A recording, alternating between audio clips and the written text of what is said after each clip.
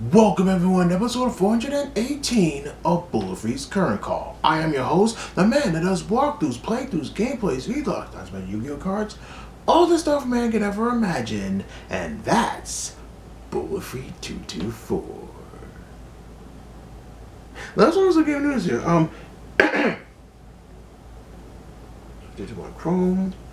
Okay, due to the worsening state of COVID-19, it's no surprise that Capcom made the decision to cancel their Capcom 2020 finale, a live event that was planned to take place in the Dominican Republic on February 19th through 21st.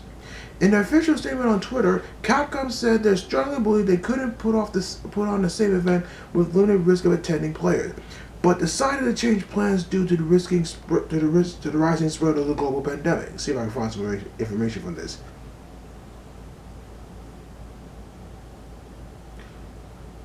Okay, and my tablet is acting up. Oh boy, this is gonna take a while. Hold on. First off, I gotta clean my files. See, just bear with me here, you guys.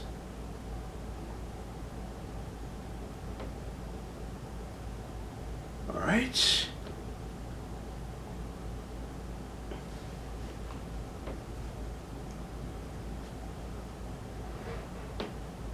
Hold on. I'm so sorry about the delay here, you guys. My computer and my tablet is acting up. But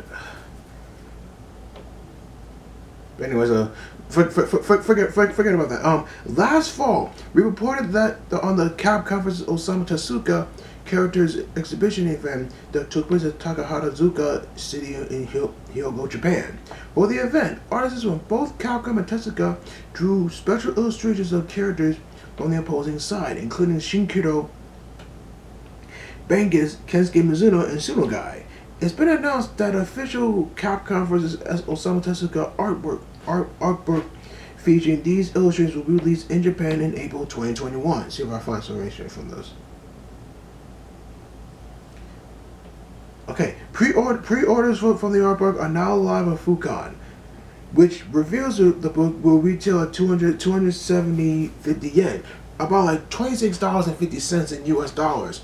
Scroll down for some new preview images of illustrations that will appear in the artbook. There's Phoenix Wright, Blackjack. Never heard of it before. See TFT's previous article for even more previews of the illustrations that will appear in the official Capcom Cross Osamu Tezuka in artbook. And as you might already know, a direct sequel of Garo Mark of the Wolves was in development by SNK in the early 20s, but the project was cancelled. Many years later, unfinished 2D character drawings from MOTW2 surfaced, unveiling several new characters who were planning for the sequel. Two artists, Lizardcube Games, from Streets of Rage 4 and Wonder Boy The Dragon's Trap, created a fan-made mock-up of MOTW2, including a cancelled character plan for the sequel. See if I find some information from this. Check out the full-size mock-up artwork below and scroll down to see the full time-lapse video of his creation. Okay, here are the famous imaging revealing the close to final 2D sprites from canceled Garo Mark of the Wolves. Most of the newcomers were given official names by SNK, but Boss Fur seems to be appropriate enough for a big dude on the right. Below, watch the time-lapsed video from Lizardcube showing the full creation process of the Garo Mark of the Wolves mock-up, Mark of the Wolves 2 mock-up. As you can see in the beginning of the video, one of the first stops in creating this Garo Mark of the Wolves 2 mock-up artwork was none other than Rock's TFGs and gift pages via FireGeneration.com. Yeah, that's all I got to say on that. And this week, SNK dropped the second character-focused KOF 15 trailer revealing a returning King of Fighters 14 veteran who didn't appear in the original reveal, Mei Tenkun. If for some reason you thought the first KOF 15 character trailer was a snooze fest, just wait till you see Mei Tenkun's Trailer. Despite disciple of Master Tung Fu Ru, the kid who fights half asleep is back and makes his KOF-15 debut on the gorgeous new China stage. See if I can find some information from this.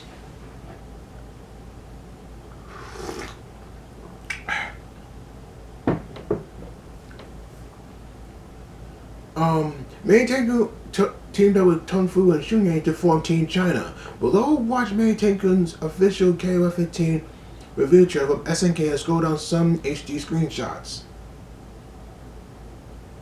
Keep it here a 5 generation for King of Fighters 15 news. And last of my news here, before Capcom vs SNK released in the year 2000, the original crossover began on SNK's Neo Geo Pocket Color with SNK vs Capcom, the match of the millennium, in 1999, featuring a roster of 26 players from Street Fighter, Darkstalkers, KOF, and Samurai Showdown.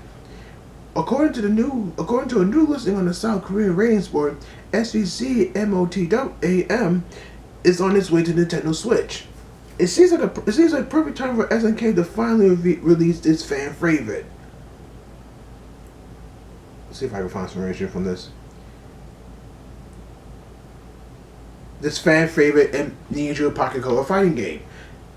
As they essentially warmed up for the Nintendo Switch audience by re-releasing other prominent 2D fighters on the 16-bit system, including SNK Gallus Fighters, King of Fighters R2, which I have right now, The Last Blade, Beyond the Destiny, Samurai Showdown 2 Pocket Series, and Fatal Fury First Contact last year. SNK vs. Capcom, the match of the millennium, is regarded as one of the best, if not the best, Neo Geo Pocket Color fighting games to release on the system. The amazing roster, incredible nostalgic soundtrack, solid gameplay, fun combo system, and tons of modes and cameos made this crossover a treat for any Capcom or SNK fan. I'm a Capcom fan as well, but I can sometimes be an SNK fan. I can't choose. It's also worth noting, this will be the first in the Capcom vs. SNK saga to be re-released on the modern console since 2013. One would assume SNK needed Capcom's consent to re-releasing Match of the Millennium on Nintendo Switch in 2021, as the game contains various Capcom IPs. And to see the companies working together again is potentially a positive side for fans hopeful for an eventual Capcom vs. SNK 2 re-release, or even the long-rumored Capcom vs. SNK 3. Furthermore, it's also a good indication Card Fighters Clash and or CFC 2 are Switch-bound as well. Who knows? Maybe even SAD Chaos will get a modern release. Before our host goes sky high, first let's wait for SNK to officially confirm this title. SNK, the Match of the Millennium, has a total of 26 characters, 13 on each side, each of which have to be unlocked through playing modes in game. In the original version, in addition to the playable roster, many other cameo characters and Easter eggs made appearances. Karen Kanzaki is one of the hosts of the game who appears in a Linkman mode on the main menu. Besides Survival and Time Attack, First Blast, Ghost Trick, and DDR-style Catwalk are fun bonus minigames themed after Capcom and SNK characters.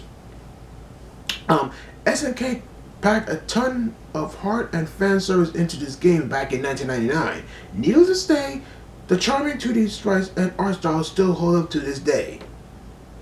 Once again, SNK hasn't confirmed SNK vs. Capcom the Match of the Millennium is coming to Nintendo Switch, but the listing of the South Korean ratings board is a solid indication of the game is coming sooner rather than later. Keep your information for future announcements and details. Alright you guys, that's it for my gaming news. On my channel update. I did a lot of videos today, all because I did a story mode series on Sonic Adventure DX, but I'll try to get into that later right now. I did an 8th vlog on reading everyone's comments. I also did 5 Dragon Ball Z Budokai 2 matches, 5 Soul Calibur 2 matches, 5 Bloody Roar Promo Fury matches. I also did 5 Dragon Ball Z Budokai. Wait, I did 4 Dragon Ball Z Budokai 1 matches. I just did my 10th gameplay on NBA Jam Tournament Edition on the NES, and finally, finally, I did a gameplay on One Piece Grand Adventure. Y'all been dying. Y'all been dying for me to do this for such a long time, and I finally did it after 9 years of waiting. So yeah, I also did. I know an anime playthroughs in Capcom vs SNK2 EO on the GameCube, so I did it with E Honda and Dan. I also did my story mode on Sonic the Hedgehog and Sonic Adventure DX. I also did a story mode in Tails is in Sonic Adventure DX. So I'll try to do more. I'll try to do Knuckles' story mode later on today, after you watch this episode of Bulletfreak's Current Call. So yeah.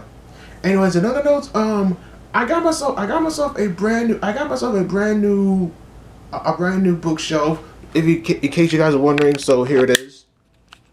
There it is right there. It has like 1, 2, 3, 4 shelves of games, but the fourth one is very, very empty. I can just use that to put on my either my Sega Saturn games or my PlayStation 3 games, because it has a lot of space in it. So yeah, I can collect a lot of games with this shelf here. So yeah, let's put this onto the tripod here. All right. Well, that's all the time we have for this week. Hope you enjoyed the show. Don't forget to like on my videos, leave a comment, favorite, and subscribe to my YouTube channel.